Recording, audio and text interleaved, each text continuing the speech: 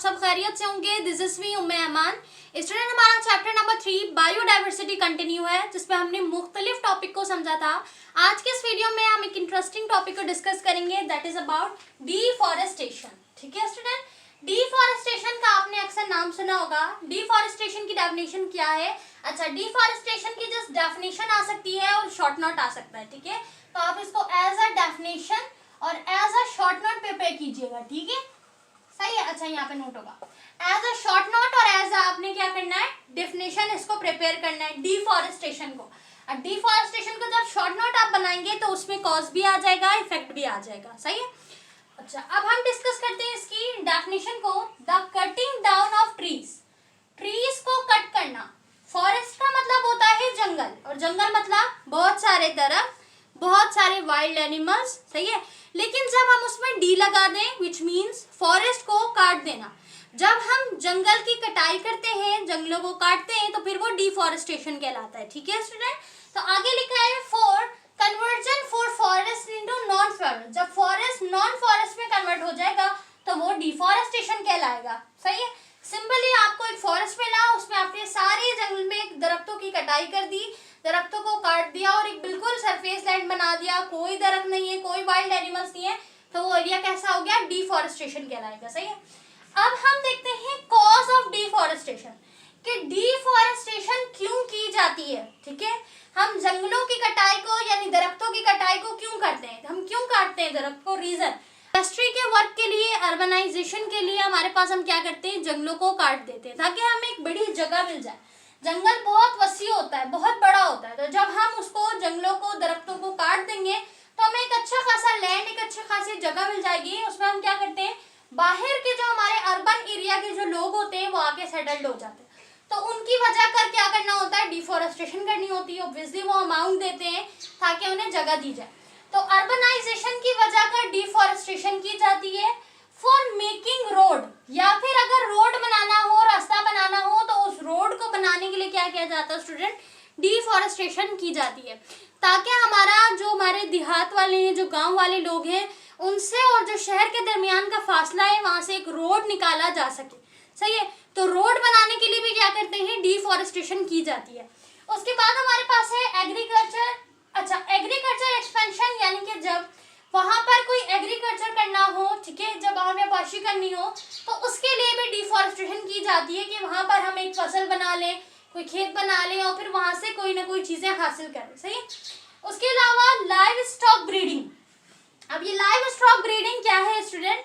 Live stock breeding का मतलब होता है जब किसी हमारे पास ऑर्गेनिजम्स को, स्पेशली जब एनिमल्स की ब्रीडिंग करना हो, ठीक है, जब हम उनके जीन्स में जो है ना वो क्या करते हो, ब्रीडिंग यानी पैदावार करवाते हैं उनकी जीन्स के जरिए, और बहुत सारे मुख्तलिफ प्रोसेस को जब अमल में लाना हो तो हम डिफॉरेस्टेशन करते हैं। और वो जो डिफॉरेस्टेशन यानी कि जो फॉरेस्ट के जाने के बाद, खत्म करने के बाद जो हमें एरिया मिलता है, उस एरिया में लाइव स्टॉक ब्रीडिंग की जाती है। ठीक है, तो उस एरिया के लिए, उसको हासिल करने के लिए, ताकि उस जगह पे हम ब्रीडिंग करवा सकें ऑर्गेनिजम्स की, एनिमल्स की स्पेशली, तो क्या करते हैं, डिफॉरेस्टेशन की जाती है। पेपर मेकिंग, पेपर मेकिंग यानी कि आपको पता है पेपर किससे बनता है, वुड से बनता है। तो वुड हमें कैसे हासिल होगा, जब हम डिफॉरेस्टेशन करेंगे तो ज्यादा अमाउंट में वुड मिलेगा, तो उससे पेपर मेकिंग की जाएगी। टिम्बर, टिम्बर हम कहते हैं वुड को, वुड की मुख्तलिफ हम चीजें बनाते हैं, इस्तेमाल करते हैं, तो उसकी वुड के लिए हमें क्या करना होता है, डिफॉरेस्टेशन करनी पड़ती है। अच्छा, अब आपको क्या लगता है कि डिफॉरेस्टेशन करना अच्छा है या बुरा? देखिए, बहुत सारी चीजें हमें हासिल भी हो रही है, हम रोड बना रहे हैं, हमें पेपर मेकिंग के लिए चाहिए, टिम्बर के लिए चाहिए, एग्रीकल्चर के लिए चाहिए, बहुत सारे काम के लिए हमें चाहिए, लेकिन डिफॉरेस्टेशन करने के फायदे से भी कई ज्यादा नुकसानात हैं। ठीक है, इसलिए डिफॉरेस्टेशन करने की इतनी ज्यादा अमाउंट में इजाजत नहीं दी जाती है। सही है, जब हमें बहुत ही ज्यादा नीड होती है कि हमें वहां पर कोई ज्यादा चीजें बनानी है, सेटल करना है, या हमें ज्यादा अमाउंट में वुड की नीड है, तो फिर हम करेंगे। अदरवाइज कंप्लीटली फॉरेस्ट को हटाने की इजाजत नहीं दी जाती है, क्योंकि उसके बहुत सारे नुकसानात भी होते हैं। अब अगर हम नुकसानात को देखें, कॉस्ट को देखें, तो ऐसे इफेक्ट जो डिफॉरेस्टेशन की वजह कर हो रहे हैं, सबसे पहला ग्रेट लॉस इन बायोडाइवर्सिटी। ये तो बहुत ही इंपॉर्टेंट है कि हमारी बायोडाइवर्सिटी में बहुत बड़ा नुकसान होता है डिफॉरेस्टेशन की वजह कर। क्यों? क्योंकि बायोडाइवर्सिटी का क्या मतलब है, a wide range of different organisms अगर हम ऑर्गेनिजम्स की बात कर रहे हैं, उनकी बायोडाइवर्सिटी की बात करें, क्योंकि हर चीज़ की अपनी बायोडाइवर्सिटी होती है, यानी कि एक लार्ज नंबर में जो तादाद है तो उनकी एक अपनी बायोडाइवर्सिटी बन जाती है। अब उस डाइवर्सिटी में ग्रेट लॉस कैसे होता है स्टूडेंट? ऑब्वियसली जब जंगलों को काट दिया जाएगा, जब डिफॉरेस्टेशन हो जाएगी, तो उनमें मौजूद जो हमारे पास वाइल्ड ऑर्गेनिजम्स हैं, वाइल्ड एनिमल्स हैं, या हमारे पास जो मुख्तलिफ किस्म के दरख्त हैं जिनसे हम प्रोडक्ट हासिल कर रहे हैं, तो उनका क्या होगा? वो ख़त्म हो जाएंगे, ठीक है, उनका हैबिटेट लॉस हो जाएगा, तो हमारी जो डाइवर्सिटी है उस पर नुकसान पहुंचेगा, सही है। यानी कि मुख्तलिफ एनिमल्स ने मिलकर अपनी एक डाइवर्सिटी बनाई हुई है।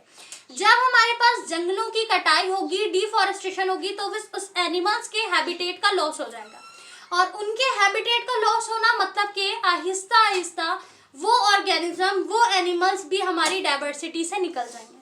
तो सबसे पहले डिफॉरेस्टेशन का जो इफेक्ट है, नुकसान है, वो बायोडाइवर्सिटी के ऊपर होता है। दूसरा इफेक्ट कि इंक्रीज करता है concentration of green houses gas. Green houses gas क्या होती है? ग्रीन हाउसेज गैस वो गैस होती है जो हमें जो है क्या कर रही होती है? नुकसान पहुंचा रही होती है। जैसे कि हमारे पास है CO2 carbon dioxide, CH4 methane gas, H2O। अच्छा, H2O यहाँ पे वाटर नहीं बल्कि वाटर वेपर्स है, ठीक है, H2O वाटर वेपर्स, उसके अलावा हमारे पास नाइट्रस ऑक्साइड N2O, सही है। तो इस तरीके की गैसेस जो है वो बढ़ जाती हैं, क्योंकि अगर दरख्तों की और प्लांट की तादाद ज्यादा होगी तो वो इन गैसेस को ऑब्जर्व करके हमें बिल्कुल फ्रेश गैस देंगे, ऑक्सीजन। लेकिन जब दरख्तों की तादाद ही नहीं है और इतना ज्यादा पॉल्यूटेंट है, तो फिर क्या होगा? हमारे पास इन कंसंट्रेशन जो ये हमारे पास जहरीले गैस हैं, यानी कि जो ग्रीन हाउस गैस है, ये क्या करेंगे? नुकसान करेंगे, ये ग्लोबल वार्मिंग का जरिया बनेंगे, सही है। उसके अलावा हमारे पास कुछ रीजन है, कॉज फ्लड। अच्छा, फ्लड कैसे? अब हमारे पास देखें, जब सैलाब आता है तो सैलाब मुख्तलिफ ग्लेशियर्स के मेल्ट होने की वजह कर आता है।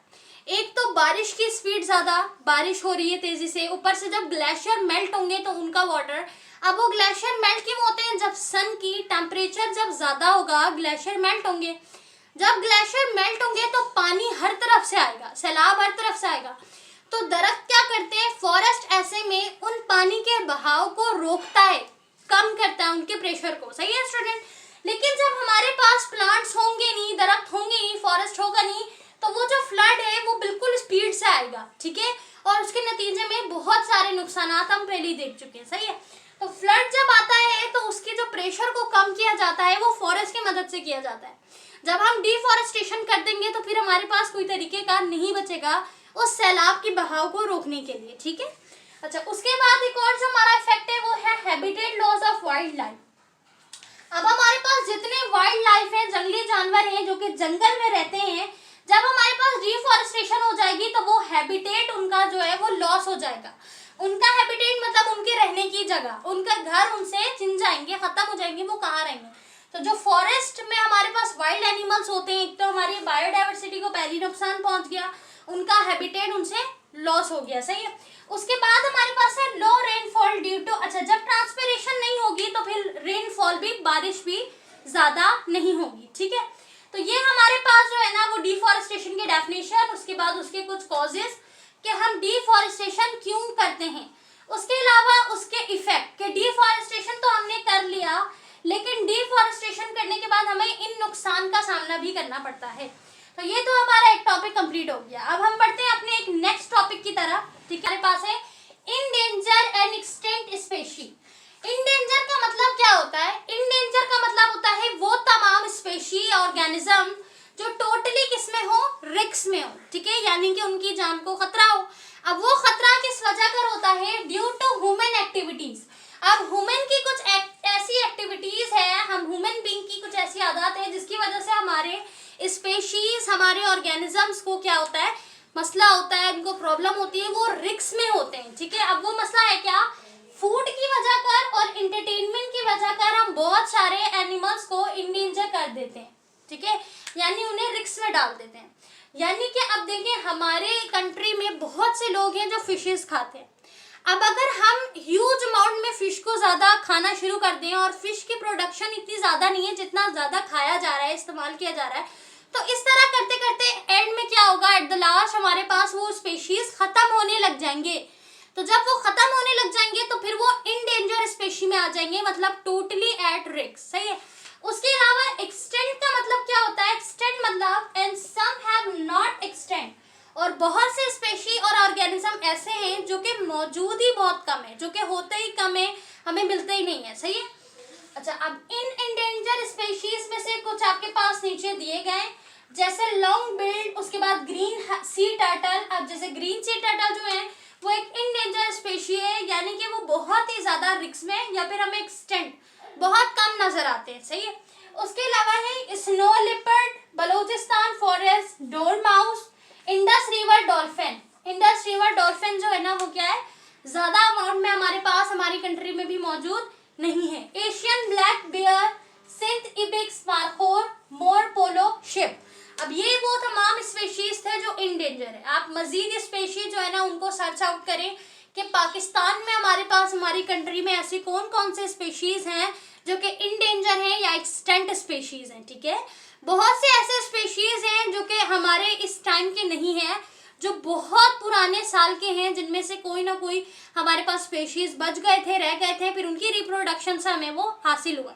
और बहुत से स्पेशीज ऐसे हैं जो कि थे तो यहीं के, लेकिन अब वो एक्सटेंट हो चुके हैं। ठीक है। या फिर इंडेंजर में। तो इसके ऊपर सर्च कीजिएगा, ये आपके एमसीक्यूज और जनरल नॉलेज के लिए बहुत इंपॉर्टेंट टॉपिक है। आज की इस वीडियो में हमने डिस्कस किया डिफॉरेस्टेशन को, कॉजेस को, इफेक्ट को। इंपॉर्टेंट है आपके शॉर्ट नोट के लिए और डेफिनेशन के लिए। इंडेंजर स्पेशी, एक्सटेंट स्पेशी आपके एमसीक्यूज और डेफिनेशन में पूछा जा सकता है। ठीक है। आज की इस वीडियो में हमने तकरीबन अपने ऑलमोस्ट चैप्टर नंबर 3 को डन कर दिया है। अब एक टॉपिक हमारा रहता है स्ट्रक्चर ऑफ वायरस, कुछ एक्सरसाइज क्वेश्चन रहते हैं। इंशाल्लाह नेक्स्ट वीडियो में उनको डिस्कस करेंगे। वीडियो अगर आपके लिए हेल्पफुल रही है तो लाजमन लाइक करें। आप इस चैनल पे अगर न्यू हुए तो लाजमन सब्सक्राइब करें for more biology lecture. Thank you so much for watching. Take care. अल्लाह हाफिज।